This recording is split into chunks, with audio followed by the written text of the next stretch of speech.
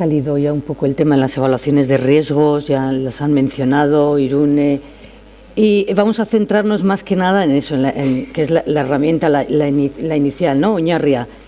La pregunta es, ¿pensáis que las evaluaciones de riesgos tienen en cuenta la perspectiva de género? ¿Y qué problemática o qué necesidades, qué se necesitaría detectar en relación con esta herramienta? Bai, Irune, zu, bai. Bueno, zu, venga. Bueno, en primer lugar, efectivamente, hoy nos ceñimos a las evaluaciones de riesgos. Como ha dicho Begoña, hay otra serie de cuestiones que también tienen esta influencia de género, como pueden ser todo el tema relacionado con protocolos de acoso, con discriminación dentro de la empresa, pero centrándonos ya en lo que es la evaluación de riesgo, por un lado en Osakidecha, con la legislación que tenemos encima de la mesa y con lo que se ha ido comentando, fundamentalmente lo que tenemos identificado es el riesgo para la maternidad como hecho diferencial. Pero teniendo en cuenta que en el momento que hacemos la evaluación de riesgos no la hace el técnico en su despacho quieto parado, sino que la hace con la participación de los trabajadores que están en los diferentes puestos. Como hemos comentado antes, en las enfermeras hay un 90% de mujeres. En el momento que hacemos la evaluación de riesgos de un puesto de enfermería, lo estamos haciendo con los trabajadores que están en esos puestos.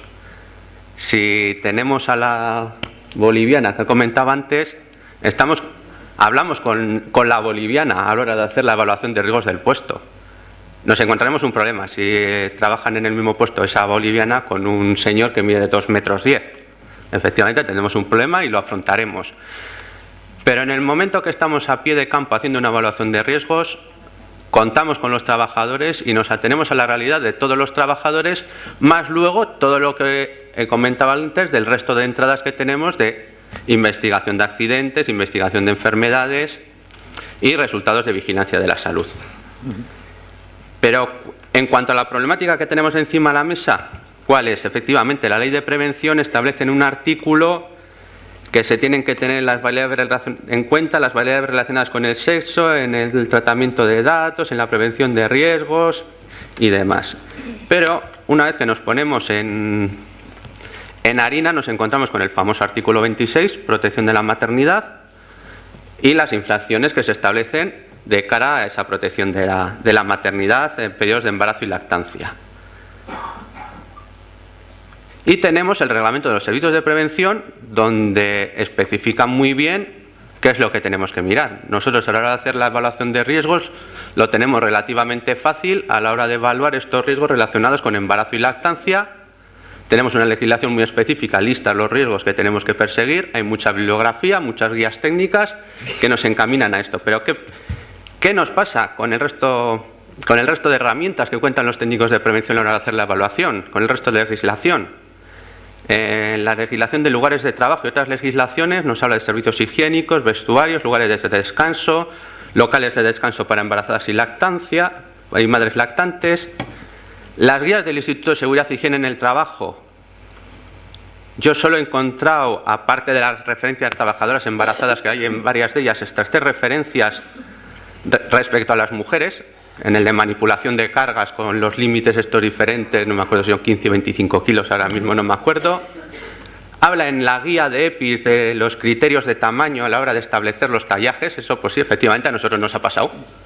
Nos ha pasado, por ejemplo, con los delantales de protección radiológica, a los cirujanos intervencionistas, a las cirujanas intervencionistas, que cada vez son más y que contaban con unos delantales diseñados para hombres, con su peso y con una holgura en las mangas que no les protegía prácticamente nada.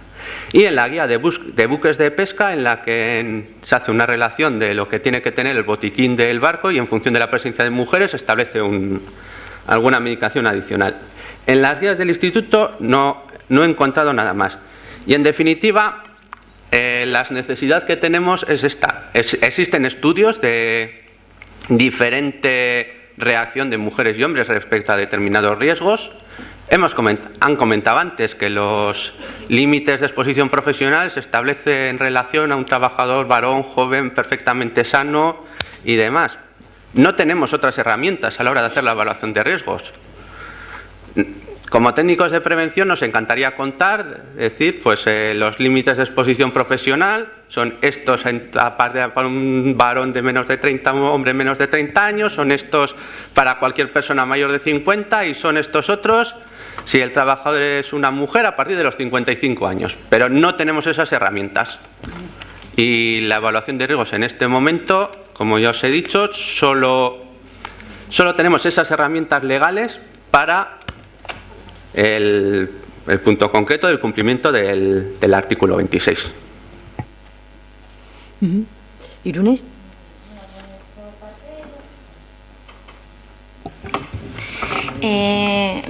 Bueno, a la hora de analizar en los servicios de prevención una empresa, la situación en la que viven en materia de prevención de riesgos laborales, siendo realistas, pues en Euskadi la mayoría son pequeñas empresas. Entonces, la inversión que se hace por parte del empresario o del grupo empresarial en materia de prevención y teniendo en cuenta la situación económica en la que nos encontramos, pues yo la realidad que veo es que o existe inspección de trabajo o Osalan que viene por detrás o que está ahí colaborando para que se hagan diferentes actividades en materia preventiva, o que bueno, que hay empresarios que han optado por propia voluntad, pues por implantar un sistema de gestión basado en OSAS o lo que fuere, que bueno, que hacen mayores intervenciones en materia de prevención. Por lo demás, por lo que veo, por la experiencia particular que tengo, la mayoría de las empresas se limitan a la evaluación de riesgos inicial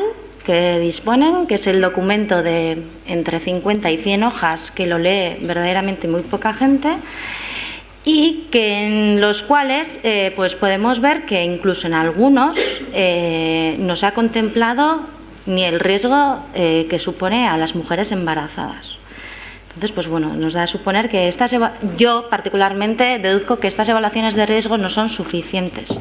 Si quisiéramos analizar y si quisiéramos estudiar la realidad de las empresas, tanto sean mujeres u hombres, vemos que en materia de higiene sí se está trabajando, se están haciendo mediciones de contaminantes, se están haciendo mediciones de ruidos, se están haciendo mediciones de vibraciones en menor medida posible, pero cuando se hacen estos estudios no hay una sectorización o no hay una clasificación de que a quien se le colocan los adaptadores es una mujer o es un hombre. Es un dato genérico, esto es lo que hay, usted está expuesto a tantos decibelios y a partir de ahí pues tiene que tomar medidas.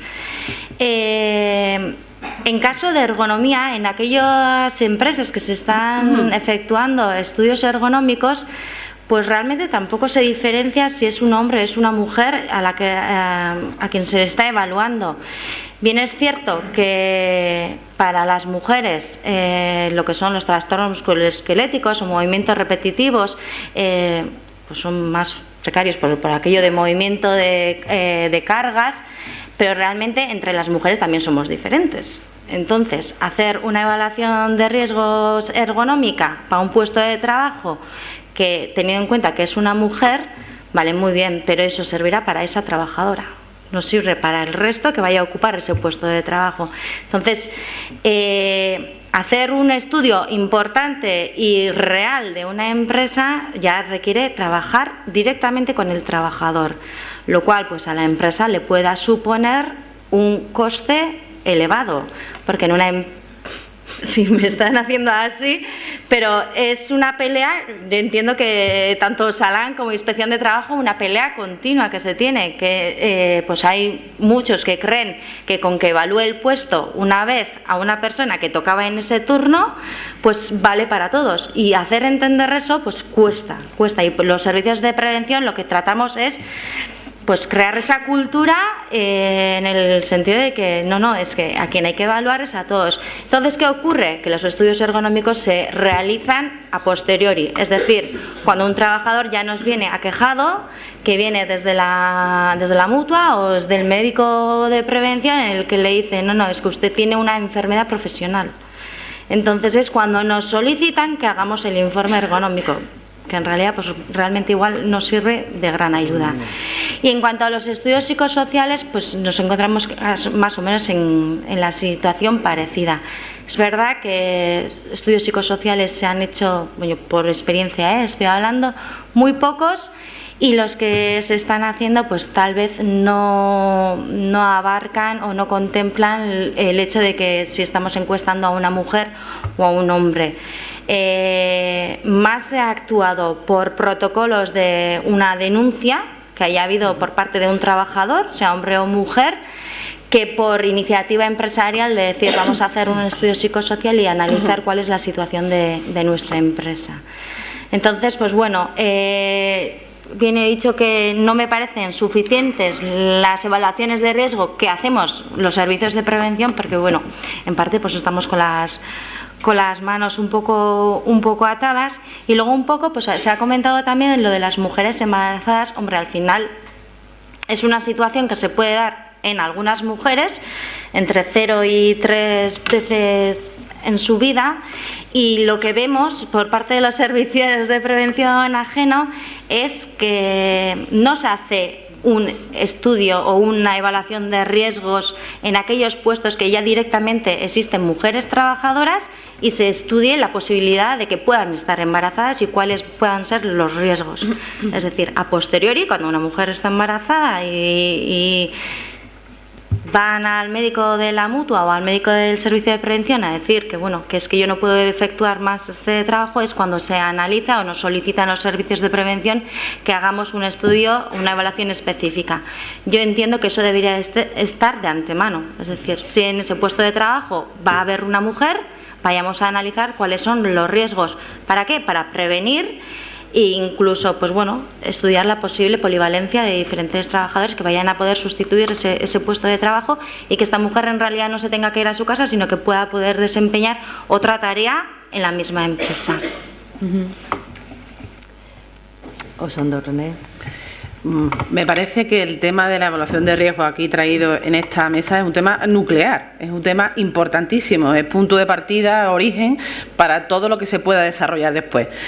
Si me permiten una anécdota, y con esto contestaré a la pregunta, nuestra empresa, un servicio de prevención ajeno con un 90% de mujeres, técnicos mujeres. En algunos foros nos han llamado por esto del género, por esto de por qué tantas mujeres, y por lo de la inteligencia emocional a la hora de persuadir de determinadas conductas y de hábitos de trabajo. Y cuando salió todo el boom de la importancia a raíz de la ley de igualdad del tema del género, yo me propuse muy concienzudamente no quedarnos en los tópicos que han salido aquí hoy, maternidad, fertilidad, todos estos temas que por supuesto doy por sentado que se tienen que contemplar en los planes de prevención, procedimientos, gestiones de organización interna de las empresas. Me parece muy básico. Entonces fui arrastrando las distintas disciplinas preventivas y abarcaba, decía, voy a analizar los riesgos de seguridad, voy a analizar los riesgos de higiene desde la perspectiva de higiene ambiental, los riesgos de la perspectiva ergonómica, sobre todo por llamar a capítulo a los técnicos en mi empresa y preguntarle cómo lo hacían, qué se encontraban y qué veían después en las empresas y la respuesta de las empresas a estos temas. Y cuando yo empezaba a trabajar mi cuestionario para poner en un brete a mis técnicos, empezaba a ver, no voy a hacer el relato del estudio, pero decía, bueno, desde la perspectiva de seguridad, y empezaba, los riesgos de atrapamiento, fundamental, lo que se ha dicho aquí, si la ropa es más ancha, no es más ancha, y me apuntaba para preguntarle qué pasaba. El tema de cuando los riesgos con accidentes con máquinas y móviles o automotoras, yo decía, las carretillas, las mujeres carretilleras, que cojan la carretilla, cómo regula la distancia del asiento, las manos a la hora de asir, el reglaje de los espejos, veía muchos matices que entendían que era muy importante, temas de higiene, y pensaba en los EPI y decía, los tamaños de los cascos, de las máscaras y tal. Pero claro, ¿cuál fue mi sorpresa? Que cuando iba hablando con cada uno de los técnicas, me decía, René, claro que lo hacemos. Y me daba cuenta, y yo creo que esto es una buena noticia para todos, que pensar en género, o sea, pensar en la mujer, al final es pensar en la persona. Porque se ha hablado aquí, pues claro, pues que hay hombres delgados y bajitos, con lo cual la adaptación de un calzado de seguridad para una mujer de un tamaño estándar es igual de compleja que para un hombre bajo y delgado. Con lo cual, trabajar en identificación de riesgos, trabajar de peligros, trabajar en valorar y después finalmente en evaluar, al final lo que nos lleva es a un esfuerzo importante de lo que se ha hecho desde el primer momento de la mañana, de hablar de eficacia, de hablar de eficiencia, que es hablar de especificidad, ¿no? Entonces, la evaluación de riesgo es nuclear, pero más nuclear me parece cómo abordamos el después del análisis. Y centrándonos en la persona, pues hablamos de hombre y hablamos de mujer. Sí que es verdad que hay matices que nos han ayudado mucho a los técnicos en prevención, no digo la inspección de trabajo, que por supuesto siempre ayuda, anima a mejorar, ¿no? Pero experiencia, es decir, el método de evaluación de Copenhague, que ha salido como referencia, pues claro que es importante considerar la doble presencia. Por eso decía al principio el matiz y todo lo que tenemos que aportar los servicios de prevención ajeno en este asesoramiento, concienciación en esta materia. Pero a la postre volvemos al origen, que el origen es la persona. Gracias. Inmaculada. Yo creo que, bueno, ya lo he dicho antes, que falta este punto de la perspectiva de género en la prevención de riesgos laborales. Y claro, es que hace falta, o sea, quiero decir, para hacer la evaluación de riesgos laborales con perspectiva de género hay que tener formación en igualdad y en perspectiva de género y saber cómo se hace una evaluación con perspectiva de género, y eso pues se adquiere con formación, ¿no? Entonces, pues el ser técnico o técnica de prevención y ser técnico o técnica de igualdad me parece un poquito una combinación complicada, y no puedo decir más, porque en Emakunde no hacemos evaluaciones de riesgos. Bien. ¿Begoña? Sí. Bueno, yo voy a responder a esta pregunta haciéndoos otra serie de preguntas y os vais a responder aquí, empresas, técnicos de servicios de prevención, vosotros mismos.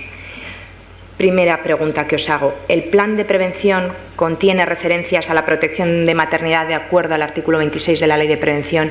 ¿Se lleva a cabo la evaluación de riesgos de acuerdo a una evaluación inicial, posterior y cuando se produzcan cambios en el puesto de trabajo de acuerdo a lo que establece el propio artículo 4 del Real Decreto 39/1997? Segunda pregunta. ¿En la evaluación de riesgos se contempla lo relativo a todos los riesgos para la reproducción, embarazo y lactancia de acuerdo a agentes, procesos, procedimientos del anexo séptimo punto A y punto B, teniendo en cuenta las distintas circunstancias personales del trabajador-trabajadora? Tercera pregunta. ¿Se lleva a cabo la vigilancia a la salud durante la gestación y la lactancia? Cuarta pregunta. ¿Se lleva a cabo un listado de puestos de trabajo sin riesgo para la mujer embarazada que ha dado a luz recientemente o en periodo de lactancia previa consulta con los representantes legales de los trabajadores? Si llevamos a cabo y contestamos afirmativamente todas estas preguntas, tendréis respuesta a la pregunta que nos ha hecho Arrate.